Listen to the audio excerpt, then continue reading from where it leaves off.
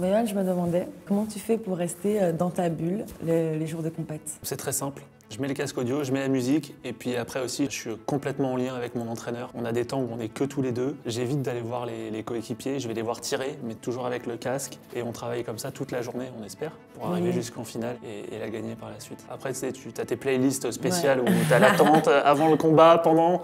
Voilà, Ça monte en... voilà, souvent ça monte en intensité. On les veut, ces playlists. Elles sont cachées, elles sont cachées.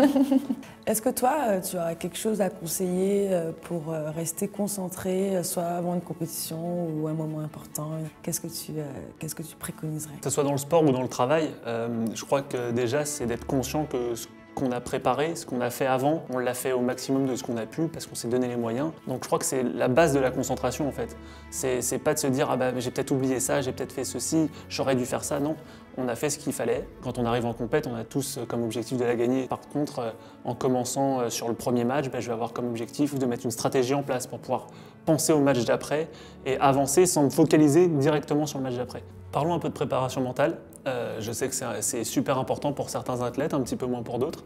Toi, quel exercice te convient le mieux? Quel temps t'y consacres dans ta planification d'entraînement? J'ai commencé il y a à peu près 5 ans avec ma psychologue et c'est des séances qu'on fait toutes les semaines. On y consacre 1 heure où on parle vraiment de ce que j'ai envie de travailler en ce moment à l'entraînement, de ce qui s'est passé, aussi de l'environnement de travail, de la communication avec les entraîneurs, le staff, et après analyser ce qui a été, ce qui n'a pas été.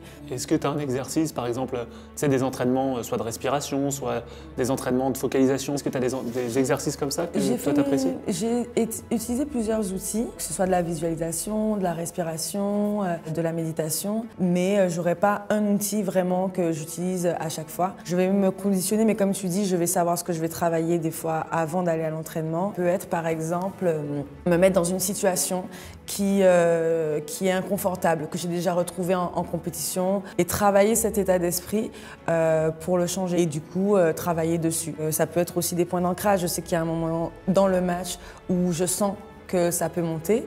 Alors je vais prendre mon temps, je vais prendre une pause, je vais marcher sur la piste avant de me remettre en garde et je vais regarder ma chaussure. C'est quelque chose qui vraiment me réancre dans le match. Je vais prendre une respiration et j'y vais à nouveau. Et voilà, donc c'est intéressant parce que c'est vraiment se connaître, appréhender les choses et évoluer là-dessus. Mais tu vois, moi par exemple, j'ai eu une préparatrice mentale et en fait j'en ai plus ressenti le besoin à l'instant T. Voilà. Ça fait 2 ans que j'ai plus de préparatrice mentale. C'est pas parce que je m'entends pas parce que je ne comprends pas l'intérêt. Au contraire, j'en ai eu vraiment besoin. Mais je sais que si ça revient, ben voilà, je pourrais réintroduire ça. Mais c'est vrai que c'est des besoins complètement différents et en fonction des sports, en plus, c'est plus ou moins présent. Donc c'est vrai que ou au moment de ta carrière, comme tu dis, on n'en finit jamais d'apprendre. La préparation mentale, c'est pour toi un élément extrêmement important qui te tient vraiment à cœur. Est-ce que tu peux nous expliquer pourquoi?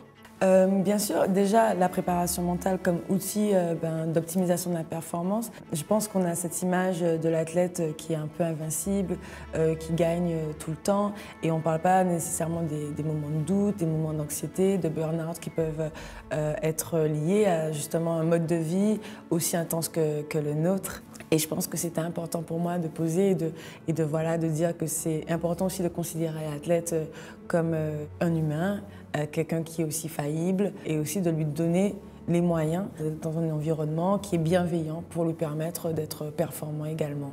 Oui. Quand tu gagnes, cette sensation-là, moi je la retrouve nulle part. Et à l'inverse, la défaite, cette sensation-là de difficulté, et c'est vrai que c'est hyper important de pouvoir le verbaliser et puis d'être accompagné sur ce sujet-là.